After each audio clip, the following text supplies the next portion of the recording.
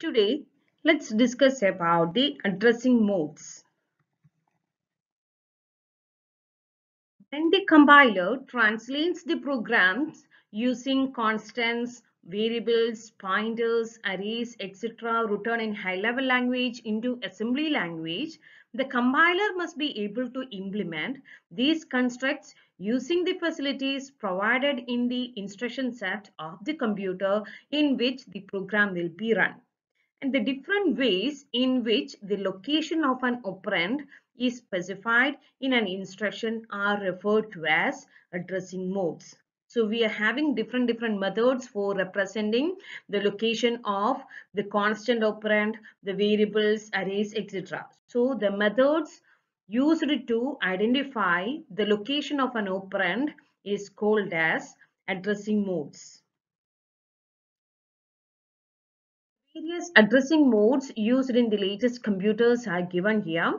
We are having the addressing modes like register mode, immediate mode, displacement mode, register indirect, indexed, direct or absolute mode, memory indirect, auto increment and auto decrement, and scaled mode. Variable is represented by allocating either a register or a memory location to hold its value. That means the value of the variable can be stored either in the processor register or in the memory location. And based on that, we'll be having two modes for representing a variable, the register mode and the direct mode. In the case of register mode, the operands are stored in the processor register. So the name of the register where we are storing the operand is given in the instruction itself. For example, add $S1, S2, S3. So the operands are there in the S2 and S3 registers. So that two operands are added together and the result will be stored in the S1 register. So the operands are the contents of a processor register. That is the register mode. And the second mode is absolute mode, also called as direct mode, where we are storing the operand in a memory location. So the address of the memory location is given in the instruction. Okay, so here we are storing the operand in the memory location. So we need to specify the address of this location in the. For example, add $S1, S2, 1001. So this 1001 represents the memory address. So the operand stored in this memory address will be added with the content of the S2 register and the result will be stored in the S1 register. So this is a memory operand. So this memory address consists of the operand. So the address of the operand is directly specified in the instruction and that's why it is called as direct mode. Look into how we can implement the constants. Address and data constants can be represented in the assembly language using this immediate mode. So the operand is given explicitly in the instruction. So here the operand, one of the operand is a constant value. The constant value is 200. So we are giving the operand directly in the instruction. Okay, so add I, that means add immediate. So it is an immediate mode. So what's the meaning of this instruction? The content of the processor register S2 is added with a constant value 200 and the result is stored in the S1.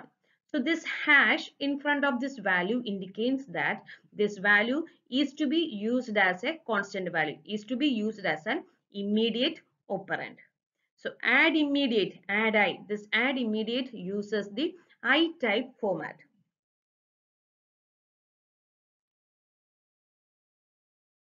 Some instructions does not give the operand or its addresses explicitly. Instead, it provides the information from which the memory address of the operand can be determined, and this address is the effective address of the operand.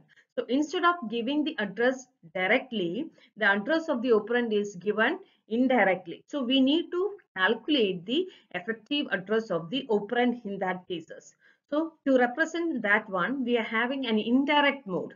So here the effective address of the operand is the contents of a register or a memory location whose address appears in the instruction.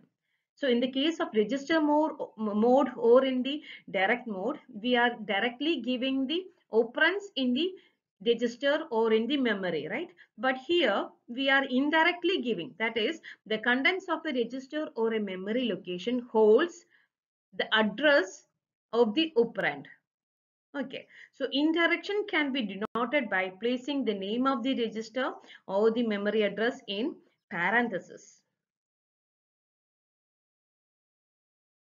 We are having two modes for representing this: register indirect and memory indirect. Let's look at an example. Load R2 of R2 comma R5. This parenthesis indicates that it is in the indirect mode. So the content of this register R5 is an address. So the content of the register R5 is an address of the operand. So here it is given as B. So we are moving to the B location. So when we look into this B location, we will be getting the operand. So the address of the operand is indirectly specified through the register. That is register indirect. So the content of the register is another memory address. When we look into that memory address only, we will be getting the operand. Okay, so this operand will be loaded onto the register R2. Then, instead of storing the address in the register, if you are storing the address in the memory, then it is called memory indirect mode. So here we are making use of this at symbol also. Add R2 comma at 1000. So this 1000 is the memory address. So when we look into this address, we'll be getting another address where we are having this operand value. Okay, that one will be added to the content of the register R2 and the result will be stored in the register R2 itself. So it adds the contents of the memory location addressed by the location 1000. So here the addresses are indirectly given either through the register or through the memory.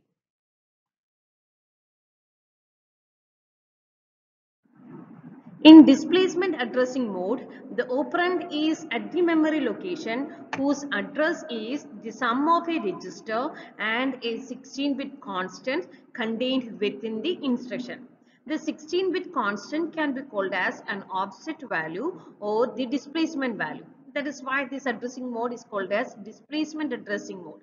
So this 16-bit displacement is added with the content of a register to get the effective address of the operand. So this register can be called as base register, and so this addressing mode can also be called as base addressing mode. So the content of the base register plus the displacement value gives the effective address of the operand. Okay, let's look at an example. LW load word RT comma 4 of RS. So this RS is the base register here. So to the content of the RS, we are adding the displacement value 4. So we will be getting the address value. Now the 4 plus the base address gives the memory location. So that the operand from that location will be loaded into the RT. Another example, $S1 comma 200 of $S2.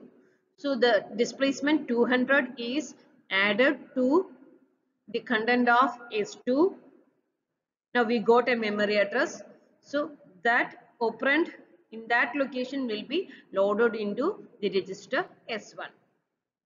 Another example, add $S0 comma $S1 comma 100 of $S2. So 100 plus $S2, the memory location, the operand from this location is added with the S1 and the result is stored in the S0. Okay, so here we are adding a displacement value to the base register to get the effective address. So effective address is equal to base register plus the displacement value.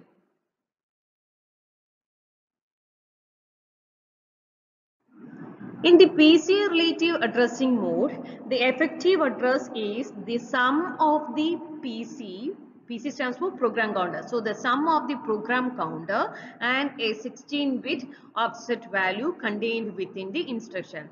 Okay, so this 16-bit offset value is added with the content of the program counter to get the instruction address. Okay, so the difference between the base addressing mode and the PC relative addressing mode is, in the case of base addressing mode, we are taking the content of the base register. But here in the PC relative addressing mode, we are taking the content of the program counter. Program counter is nothing but a special purpose register which stores the address of the next instruction to be executed. Okay. So the program counter value is added with the 16-bit offset value to get the effective address. So this PC relative addressing mode is usually used for branch instructions. It is used for the instructions like BEQ and BNE. BEQ stands for branch if equal. BNE stands for branch if not equal. If RS equal to RT, or RS not equal to RT, then go to the offset value. This offset value represents the target address. Okay, so we need to add this target address with the content of the PC to get the branching address. Okay, so the PC will be having the address of the next instruction. So PC plus 4 plus 4 into this displacement value gives the effective address. PC plus 4 which points to the next instruction. So PC plus 4 plus 4 into displacement value. Why we are multiplying it with 4? Since as we know it is a byte addressing mode and the word length is 32 bits, it requires 4 bytes to represent a single word. Okay, so to get the byte addressability concept, we are multiplying it with 4. So 4 into the displacement value plus PC plus 4 will give the effective address. Okay, example, branch BEQ, branch if equal $S1 comma $S2 comma 200. So if S1 equal to S2, then PC equal to PC plus 4 into 200. Okay.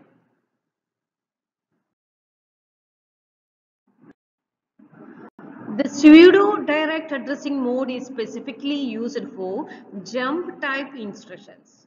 So the instruction format is 6 bits of opcode and a 26 bits for the immediate value. We already know the format for the J-type instruction, right? So in the case of J-type instruction, the first 6 bits represents the opcode and the remaining 26 bits represents the immediate value or the target value, the target address value. Okay, so here the effective address is calculated by taking the upper 4 bits of the program counter concatenated to the 26-bit immediate value, that is the jump address value, and the lower 2 bits are set to 0. So the effective address is calculated by taking the upper 4 bits of the program counter concatenated with the 26-bit immediate value and the lower 2 bits are set to 0. So this is the method for calculating the effective address. Okay, so the first 4 bits will be the upper 4 bits of the program counter, then followed by the target address, this 26-bit displacement value, then the last 2 bits are set to 0. So 26 plus 4, that is 30 plus 2. So total of 32-bit address. Now let's summarize the various addressing modes that we studied so far. The immediate addressing mode is used for implementing the constants. So the constant value is directly given in the instruction itself. Okay. Then in the case of register addressing mode, the operands are there in the registers. In the case of base addressing mode, to get the effective address, we need to add the 16-bit offset value along with the base register, which gives the memory address of the operand. So the address value or the 16-bit displacement value is added with the content of the base register, which gives the memory location. Okay. PC relative addressing means instead of taking the base register, here we are taking the program counter register. So the 16-bit displacement value is added with the content of the program counter to get the memory address. And in the case of pseudo direct addressing, which is used for the jump instructions, this jump address, the upper 4 bits of the PC is concatenated with the target address value, and the last 2 bits are set to 0 to get the memory address.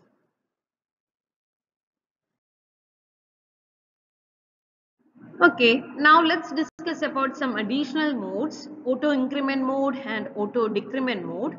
Auto increment mode is useful for accessing the array elements. This mode is written as register followed by the plus symbol. The register followed by the plus symbol. Okay. In this case, the effective address of the operand is the content of the register specified in the instruction.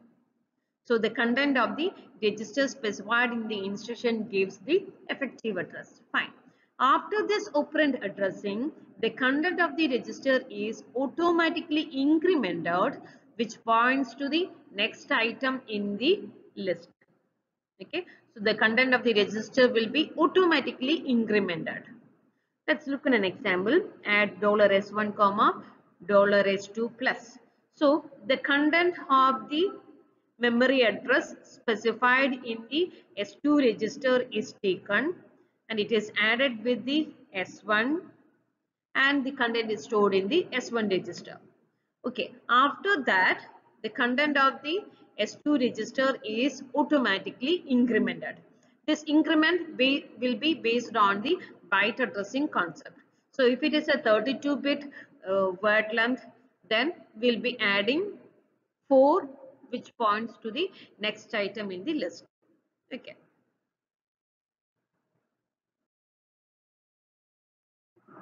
Similarly, we'll be having an auto decrement mode, which can be represented as minus register name.